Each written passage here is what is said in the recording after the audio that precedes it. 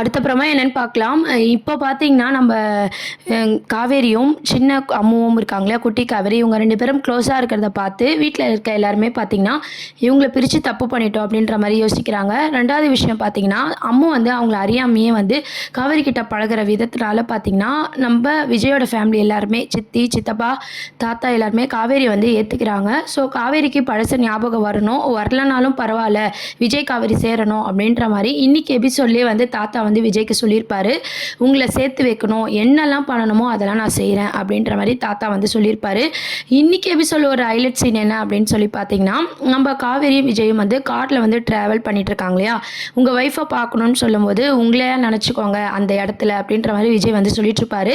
அந்த கதையெல்லாம் மகாநதி சீரியல்ல ஃபர்ஸ்ட்லேருந்து விஜய் மாஸ் ஃபைட் சீன் அந்த மூமெண்ட்லேருந்து பார்த்தீங்கன்னா, இதுவரைக்கும் என்ன நடந்துச்சு அப்படின்றத நம்மளுக்கே ஞாபகப்படுத்துற விதமா பார்த்தீங்கன்னா, எல்லாமே வந்து விஜய் வந்து அழகா சொல்லியிருப்பாரு. இதெல்லாம் வந்து காவேரி கேட்டிருக்காங்க. கான்ட்ராக்ட் கல்யாணம் அப்படின்ற எல்லா விஷயமும் பார்த்தீங்கன்னா, காவேரிக்கு தெரியுது.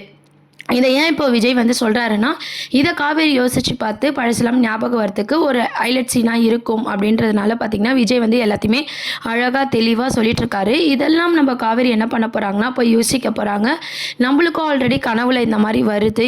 இவர் சொன்ன கதைக்கும் நம்ம கனவுல வரதும் வந்து ஒத்து போகுது அப்படின்ற மாதிரி காவேரி வந்து யோசிக்க போகிறாங்க. அதுக்கப்புறமும் பார்த்தீங்கன்னா, தொடர்ந்து நம்ம தாத்தா, சித்தி எல்லாருமே வந்து விஜயும் காவேரியும் சேர்த்து வைக்கணும் அப்படின்றதுனால காவேரி கிட்ட போய் பேசலாம் அப்படின்ற மாதிரி யோசிக்கிறாங்க.